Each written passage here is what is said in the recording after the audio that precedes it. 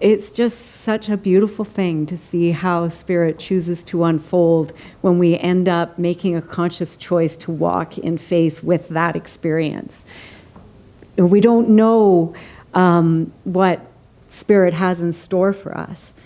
And as we get closer to understanding what that relationship is, we get to sort of figure out, who do I want to be? What is Spirit calling me to be? Where do I need to shift my thinking so that I can have a grander, bigger vision that's more in keeping with the wholeness of all of me? And that's kind of what this place is really all about. And I get really choked up by it. So I'm going to move on to my talk so that I don't get too choked up. So thank you. And I'm so blessed to have all the students who have been here, and I'm so excited about practitioner training and all the things that are going to come up. It's just going to get bigger and bigger and bigger. It's so exciting. And, we change the world. Anyway, I'm just loving this. Okay. So that's me.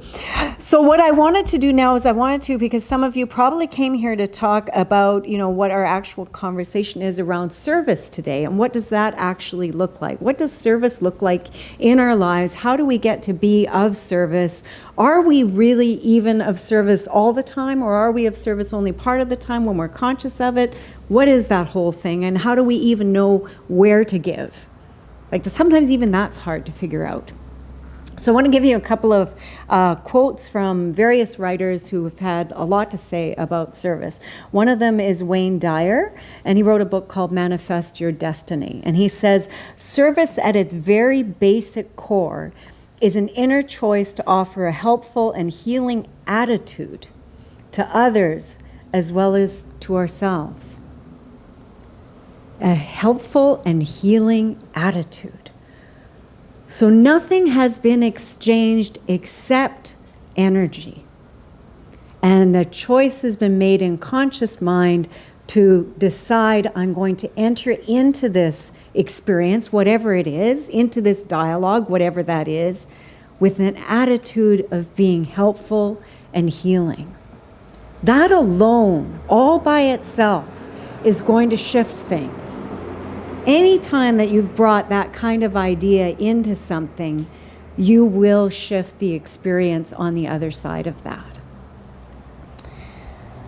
So the next one I want to share with you is from Eric Butterworth, who's from Unity. And Unity is one of the New Thought teachings as well. They're on the Christian side. We're on more of the interfaith side, but it's still under the rubric of New Thought. And in his book, Spiritual Economics, he says, life's inmost secret is the divine pattern in you, which you can only really know when you're giving yourself in service. You only really know the divine pattern in you when you give yourself in service. If we give to receive, that's a different thing, and we get to have that experience, and that's not a bad thing. It's just a different thing. But when we give because we genuinely want to give in service, there's something bigger that just automatically starts to open up. And we seem to get interesting floods of ideas about new things that we want to do, new possibilities. It just gets wider. The conversation gets wider when we start to do that. And then the last one is one that I think many people here have probably heard me say before, and it's from Emma Curtis Hopkins, who's a 19th century mystic. And she wrote this in the Scientific Christian Mental Practice. She says, if we feel there is work to do, we may be very certain that we are the ones to do it. So somebody said to me recently, they were talking about seeing garbage on the road and complaining about the garbage that they saw on the road. And I thought about somebody that I know who, instead of complaining about the garbage that they see on the road, makes every single walk a practice in picking up the garbage that they see on the road. Period. That's what they do. I'm walking this way, and I don't mean a walk in the woods, I'm going for a walk downtown. They always have a bag with them. Some people have poo bags for their dogs. She has poo bags for people, right? And she picks up all the garbage, puts it in her bag as she goes along. That's one of her practices of service. Nobody has to know a thing about it. That's just one of the things that she chooses to do. So it's interesting, right? How we can be of service, and it's so wide and so wide open. So I know what time we're at, but I have 3 stories that I want to share with you and 3 principles that I want to share with you. But I'm going to try and keep them mindful of your time as well as everything else, and it's sometimes difficult to listen for a long time. So 3 ways of giving. One is to give in alignment with your own values and beliefs. So that's tricky because you need to figure out what those values and beliefs are before you can actually give an alignment to them. But that's a good practice. What are your values and beliefs? What do you care about? What's important to you? Start there by giving there. That's one thing. Give to your spiritual home where the need is greatest. Wherever that spiritual home is. What is it that spiritually feeds you? And what can giving look like there? And then there's the create a lifestyle. I would argue that was what this person was doing, a lifestyle of giving. So through giving your money or your time to places that spiritually fulfill and uplift you. So I'm going to give you some practical, I want to tell you 3 little stories that follow this. So the first one is dealing with giving in alignment with your values and beliefs. Sometimes we have to learn things by hearing what not to do. I'm sure you've seen that practice before. So this is an ancient story from the Upanishads, which is a Hindu scripture. And so just listen quietly as if you're in a little class in grade 2 or 3, okay? So once upon a time, there were 2 sages who lived in a hermitage located in a forest, and they spent most of their time worshiping Vayu, the wind god. And one afternoon, as the sages were beginning their meal, a beggar arrived holding his begging bowl. The beggar pleaded to the sages, "Pardon me, respectful sages, could I beg for a part of your excess meal?" "Sorry, young man, we cannot spare you any food," sourly replied one of the sages. But the persistent young monk continued, "May I ask you most humbly, which diva, god, do you worship?" "We worship Venu, the wind god," answered the sage with pride. "He's also known as Prana, the breath of life." "Ah, then you know that Prana pervades the whole universe," said the young beggar. And the sages were getting impatient. Yes, of course we know that, young man." The beggar then asked firmly, "Oh, honorable sages, could you tell me to whom did you make this food offering?" "Prana, the life, who else? Of course." The young monk smiled and retorted, "If life pervades the universe, it pervades me too. Am I not part of that universe?" "Yes, that's right," replied the sage, puzzled state of mind. "It is prana, or life, that pulsates in me as this hungry body of mine stands before you and speaks," appealed the beggar. And the sages were trapped in the argument and admitted, "You speak the truth." The beggar then made his final appeal. "Then, O revered sages, in denying me food, you are denying prana, for whom you have prepared the food." The sages had no answer. They realized that merely the reading of scriptures cannot assure them of their assimilation and true understanding. Ashamed of their ignorance, the sages gladly shared their food with the young beggar. We can all do that, right? We can all do a whole bunch of reading and never get to the point of actually embodying something and bringing it into our sense of who we are. And so this is an opportunity when we look at faith practices to try and begin to figure out how do we want to practice what it is that we actually believe. So the next one comes from one of our experts, and interestingly also a well-known Unity writer, Edwina Gaines, and she's an expert on prosperity. And so what she talked about was back in the 1970s, she was in ministerial school, and we were talking about graduating and everything, and you get out of ministerial and you're like, ministerial school, I'm an expert in absolutely everything. Yeah, right. Try being a minister and be an expert in absolutely everything. It's the best way to find out how ignorant you really are. Speaking from the soul. Totally speaking for myself.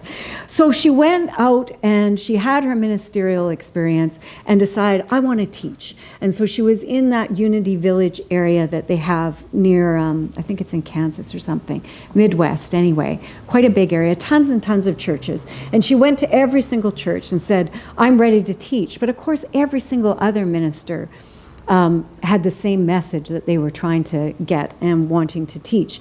And so they said, ha, ha, ha, and they kind of laughed at her and went, yeah, right, we got a ton of teachers, we don't need you.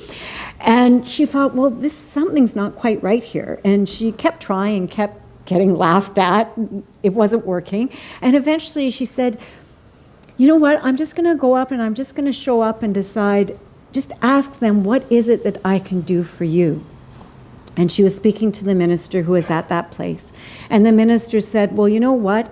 I know it sounds crazy, but we don't actually have very many people who are able or willing at the moment to sweep up the sanctuary area. Would you be willing every morning before service just to take a broom and just clear the space and make sure that it's all pristine and wonderful?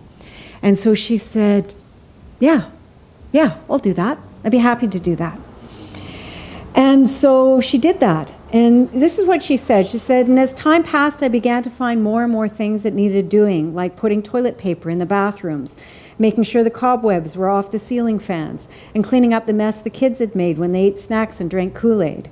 I was doing all of these little things that no one else noticed needed doing, and I was totally enjoying myself. And I kind of forgot about teaching. She says, once you learn the joy of giving and serving, that's what happens. And so then very early one Sunday morning at 6:30, the minister calls her and it's like this. I'm really sorry, Edwina, but I've got laryngitis. I can't talk. Can you do the talk today? She couldn't believe it. She'd been there in service for 2.5 years, just doing what she was doing because she cared, because she believed, because she wanted to be in service. And the next thing she knew, she was speaking to the congregation. That was her gift. And so that's the way that you can give to your spiritual home. That's how she chose to give to her spiritual home, was by doing that. The last one is creating the lifestyle of giving. And this story is by Mark Nepo, and he wrote it in 7,000 Ways to Listen. And it's much more of a personal, how do I want to do life kind of thing. So he was a young man and had a group of friends, and his grandma lived a long distance away, and he decided he wanted to go on a visit. His grandma said, I'd like you to come and visit me. And he said, well, can I bring my buddies with me? And Mom and Dad were just kind of, you can't bring your buddies to go see Grandma. That's not appropriate. But he checked in with Grandma, and Grandma said, sure, that sounds fantastic. I'd love to have your friends over.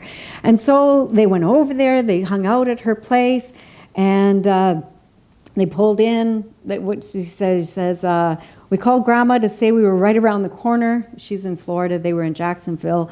8 hours later, near 3 in the morning, we pulled into Miami in front of her small residential hotel, and the light was on. The doorman was waiting and knew us by name. So during the week, they hung out on the beach. They had fun. They entered Grandma's world. They went shopping with her. They hung out with her best buddies, got to know what was happening in the senior world, how was life going in that world, and just really had a good time together. And then he said, our last day there near sunset, she and I walked alone along the ocean.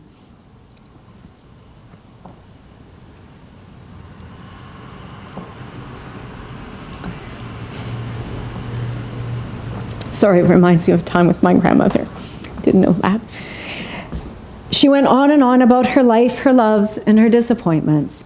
And it was a privilege to hear her aging voice on one side and the ocean on the other. And I'll never forget that walk. It seemed as if we were suspended for the moment on this sunlit strip of sand, out of time, free of pain and worry. She had the most peaceful look on her face, and I knew that I had come all that way to have this walk. Grandma not only taught me about generosity and the proper order in which things support people, but for the first time, I was able to give when I had nothing by simply receiving. There are so many ways that we can be of service to this world, and there are so many ways that this world could use service from us. It's kind of, spirit doesn't have any hands and feet. Why do you think we got them? Right? Like, that's how it works. It works through us. So if you still haven't got any ideas, I have a couple of ways that you can, these are just a couple of ideas, just throwing them out there. Give hospitality, open your home to other people for a meal. Give energy, pray or meditate on the needs of others. Give comfort or space, surrender your seat on the bus or train, or allow someone else a place to sit. Give of your body, donate blood, put yourself on the organ donor list. Really? Want a long living life? Want to get an extra whole life? I'd say that organ donation's a really good start. Give possessions, pass on your clothes and housewares to an organization that can redistribute them. And give forgiveness. Forgive those who have hurt you. If we were to just practice two things, gratitude and forgiveness, we would shift the world. So that's what I wanted to share with you today. I'm so grateful that you're here. Thank you so much.